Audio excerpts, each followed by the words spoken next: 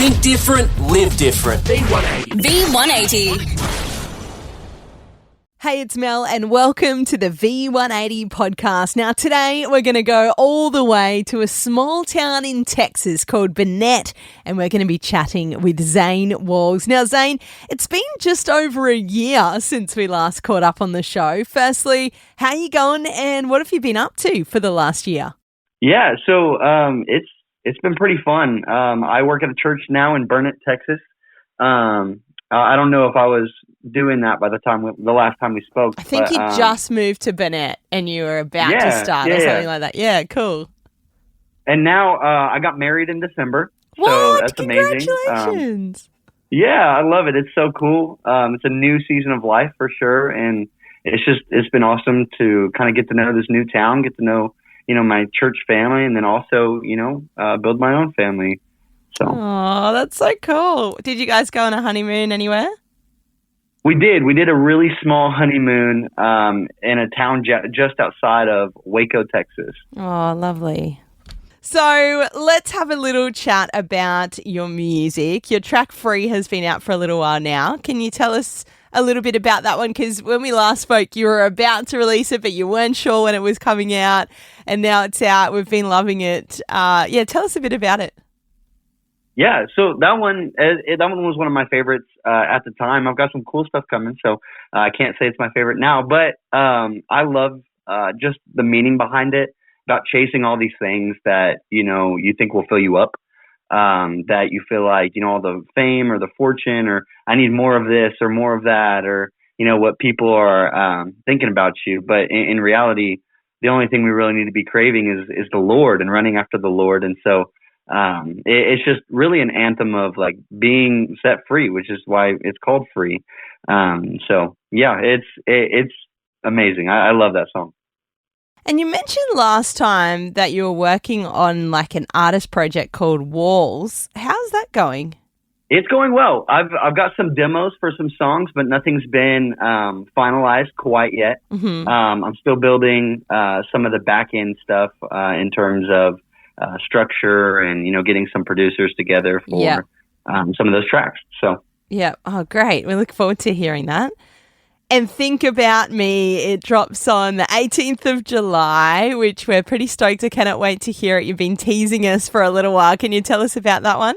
Yeah, that one, I'm super, super excited about this one. This one is kind of similar to the message of Free.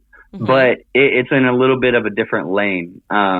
It's really easy to kind of take on what other people are thinking about us and, who they want us to be and what role we should fit into in society. But really, like, we're made in the image of God. And so what he thinks about us is what matters. And he loves us. And so even when we don't love ourselves or when we feel like we're not worth anything, we know what the Lord thinks about us. And so that's really what it is. It's just a message of encouragement. Just like, I know what God thinks about me, and that's enough. Yeah, that's true. And if you are going through a hard time and you're feeling a little bit worthless, you're feeling a bit down on yourself, how do you point your focus back to Jesus and what he says about you?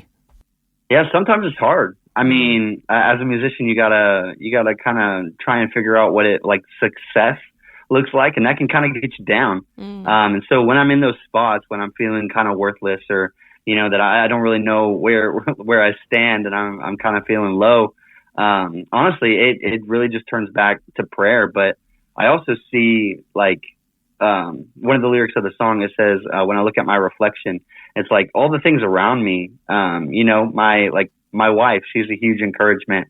And she points me back to Jesus and just like having the things around me and good people and support around me to hold me up. That's a huge encouragement because sometimes we get lost even when we have a deep relationship with Jesus, Sometimes it's easy to kind of get lost in the moment or, not sure where to turn. But, having a good support system is huge. Do you have a favorite Bible verse that's kind of stuck with you your whole life that's kind of helped you through? Honestly, I do. My favorite is, most people's favorite is John 3:16, but mine is the one right after it, where it says, For God did not send his son into the world to condemn the world, but in order that the world might be saved through him. Because in John 3:16 it says, "For he so loved the world that he sent his son." But the best part about John 3:17 is that it shows us that he didn't send him to condemn us or to make us feel worthless, but that we are literally saved through him because he loves us and because he chooses us. And so it's, just a little bit off of the mainstream idea, but I love that verse. What's one thing, while you've been working on music or even personally, what's one thing that God has been speaking to you through in this season of your life? Man, one thing recently I think is that, sometimes it's not all about me. Being in this new season of marriage, I get to provide for somebody. I get to be someone for somebody. And what I've realized is it's so much more when we are able to reflect on that and see that, like, God loves us in a way that we are also supposed to love. And so it's been cool this whole new season of life just to, really kind of see things in a way that, the Lord provides for me, I provide for my wife. And it's almost like a really awesome metaphor, of just how, how it works, like he's our groom, we're his bride, and it works the same way here. And so it's awesome. Totally. Oh, that's really cool. Cool perspective. What's two things, Zane? What's two things that we don't know about you? Could be absolutely anything. Oh, gosh. Well, I have two cats, and they're probably my favorite things in the entire world. One is, his name is Toast. He's an orange cat. And then I've got Fish, and Fish is a big black cat. Where did the name Toast and Fish come from? I love it. Well, we got Toast first. We got him off the street, and so he's our little stray cat. And then Fish, he looks like he would love some fish. So we just decided, that's what we're gonna name him. He loves tuna, or he loves tuna juice. I don't know if he likes tuna itself, but he loves tuna juice. So his name's just Fish. Love it. That's awesome. And then a second one. Ooh, I'm unsure. I've been getting really into content creation lately. My wife's a photographer, and so she's been teaching me all the ins and outs of how to use a camera. So my content should be getting better. We'll see what happens. I was going to say, we'll start to see that on your social media then, I'm sure.